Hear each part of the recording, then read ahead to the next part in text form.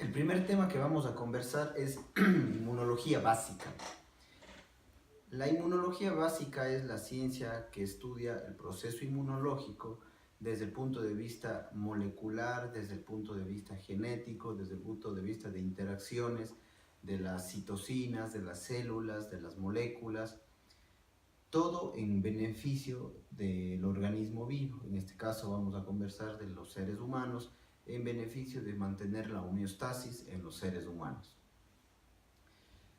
El sistema inmunológico es un sistema muy complicado, muy complejo, dinámico, que está conformado por estructuras primarias, secundarias y terciarias. Podemos hablar desde elementos moleculares, desde elementos celulares, elementos como citocinas, como células, llegando a órganos, aparatos y sistemas como la piel, como los ganglios, como la médula ósea, como el timo, etc. Todos trabajan al unísono para que funcione de una forma correcta el sistema inmunológico. El sistema inmunológico está conformado por tres componentes. El primero es las barreras físicas y químicas, es decir, las lágrimas en las mucosas de los ojos, en la mucosa de la nariz, el moco nasal, las mucosas a nivel del tubo respiratorio y del tubo digestivo, y la piel. El segundo componente es la inmunidad innata. Dentro de la inmunidad innata estamos hablando de la inmunidad con la que nacemos, con las células, con las moléculas que se nacen y son las que están presentes durante toda la vida y desde el nacimiento. Aquí están muchas células del sistema inmunológico e involucran también algunas proteínas como el complemento, por ejemplo, algunas proteínas más complejas como las catelicidinas, y procesos moleculares, por ejemplo, a nivel del tubo digestivo como el pH, etc. La inmunidad adaptativa, en cambio, es una inmunidad que se va adquiriendo de poco a poco con el paso de los años, y en la inmunidad adaptativa existen dos componentes, una inmunidad adaptativa celular y una inmunidad adaptativa humoral. La inmunidad adaptativa humoral está conformada por las inmunoglobulinas, que son producidas por unas células llamadas células plasmáticas, que no son otras que los linfocitos B maduros. Y la inmunidad adaptativa celular está conformada por los linfocitos T, por los linfocitos NK y por los linfocitos gamma delta. A la cabeza están los linfocitos T, obviamente, y las subpoblaciones de los linfocitos T, que son los linfocitos T helper, los linfocitos T reguladores, los linfocitos TH1, TH2, TH9, TH17 y otras subpoblaciones de linfocitos más. Cuando funciona normalmente el sistema inmunológico, hablamos de la homeostasis, pero cuando empieza a alterarse la función del sistema inmunológico, hablamos de las patologías, de las enfermedades del sistema inmunológico, que pueden ser de tres tipos. Que funcione mucho el sistema inmunológico y que empiece a producir moléculas, proteínas, autoanticuerpos y que puedan destruir al propio organismo, estamos hablando de las enfermedades autoinmunes. Por el otro lado, cuando funciona poco, que no tenga los suficientes componentes para funcionar bien o que los componentes estén funcionando mal, hablamos de las inmunodeficiencias. Y en cambio, cuando está alterado y está funcionando de una manera errónea, diferente, hablamos de las enfermedades alérgicas.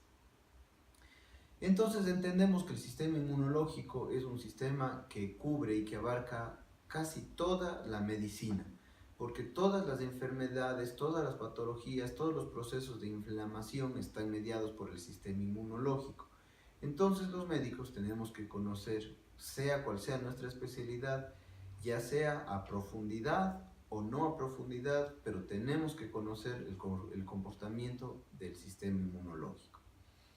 Dentro de las primeras enfermedades, de las enfermedades autoinmunes, son las enfermedades en las cuales el propio organismo produce sustancias que van a destruir al propio organismo. Y las enfermedades autoinmunes pueden estar localizadas en diferentes lugares del organismo, en la sangre, en las articulaciones, en el cerebro, en los pulmones, en los riñones, en la piel y casi en todos los aparatos y sistemas. y se producen enfermedades crónicas de destrucción. Por el otro lado, las inmunodeficiencias se clasifican en dos, en inmunodeficiencias primarias y en inmunodeficiencias secundarias. Las inmunodeficiencias primarias por lo general son defectos genéticos y congénitos en los cuales los seres humanos presentan enfermedades y lo que más llama la atención son infecciones a repetición. Las inmunodeficiencias secundarias, como su nombre lo dice, son adquiridas secundariamente a que el sistema inmunológico estaba normal, y a la cabeza están las infecciones por virus, y a la cabeza de las infecciones por virus está el VIH-Sida. Por lo tanto, las inmunodeficiencias pueden ser primarias y secundarias, y las secundarias está a la cabeza el SIDA, pero también puede ser por enfermedades crónicas como el cáncer, como la diabetes, como la enfermedad renal crónica, etc. Ya basándonos en la parte de la inmunología clínica como tal, en el tercer ramo que les hablaba, que son las alergias son enfermedades crónicas, genéticas, hereditarias e incurables. No son infecciosas, no son contagiosas y más bien tienen un componente genético. Entonces, en un ser humano que tiene carga genética para alergias, que tenga contacto con proteínas, con antígenos que les llamamos, antígenos son proteínas que pueden desencadenar una respuesta inmunológica, y que el paciente empiece a producir inflamación, irritación a nivel de los órganos de choque o los órganos diana, que son los ojos, la nariz, los pulmones, la piel, el tubo digestivo, a eso llamamos alergia. Es muy importante también que conozcamos bien el término de atopia. ¿Qué es atopia? Porque siempre se escucha que se dice el paciente es atópico o es una enfermedad atópica o su piel es atópica y utilizamos la palabra atopia. La palabra atopia significa que un ser humano tiene una capacidad exagerada de producir inmunoglobulina de tipo IgE y que este ser humano tiene en su sistema circulatorio o en las células pegadas estas inmunoglobulinas que se llaman IgE. Esa es la palabra atopia. ¿Pero por qué es tan importante la IgE? Porque hablamos de una hipersensibilidad de tipo 1 mediado por la IgE. Es importante recordar y conocer que la hipersensibilidad es un trastorno del sistema inmunológico y que desde hace varias décadas los autores Hell y Coombs describieron las hipersensibilidades, y la hipersensibilidad está clasificada en 4 tipos. La hipersensibilidad de tipo 1 mediado por IgE, que es la clásica de las enfermedades alérgicas. En segundo, la hipersensibilidad de tipo 2 mediado por inmunoglobulinas. La de tipo 3, que es una hipersensibilidad en la cual también está mediado por inmunoglobulinas, pero en las cuales existe una alteración y una sobreproducción de la respuesta antígeno-anticuerpo y se produce depósitos de esta unión de antígenos y anticuerpos. Y la tipo 4, que es una hipersensibilidad tardía mediada por células, especialmente linfocitos, pero también eosinófilos y neutrófilos. Vamos a conversar un poco sobre la hipersensibilidad de tipo 1 mediado por IgE. La hipersensibilidad de tipo 1 mediado por IgE, la primera de la clasificación de Hell y Coombs, es la clásica y la característica de las enfermedades alérgicas. La hipersensibilidad de tipo 1 tiene 2 fases y 2 componentes. La fase número 1, que es la fase de sensibilización, y la fase número 2, que es la fase de las manifestaciones clínicas. Vamos a poner un ejemplo y vamos a ir explicando cómo son estas 2 fases.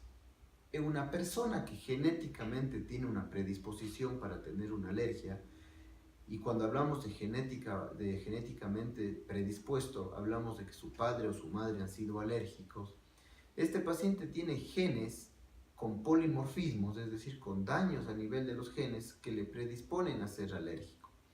Cuando esta persona tiene contacto con proteínas que están en el medio ambiente, las principales que producen alergia son los pólenes de los árboles, malezas, hierbas, arbustos, pastos, gramíneas, los hongos de la humedad, y algunas proteínas inhalables como los ácaros del polvo, como las proteínas de los animales, como cucarachas, y también algunos alimentos.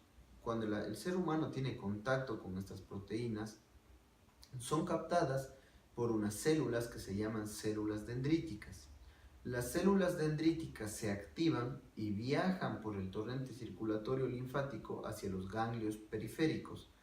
Y en los ganglios periféricos le presentan estas proteínas que ya están previamente procesadas a un linfocito T que está en los ganglios periféricos. Es un linfocito T virgen o también llamado linfocito T naïf. Y este linfocito T en un microambiente de alergia, es decir, de una citocina llamada IL-4, se transforma hacia un linfocito TH2.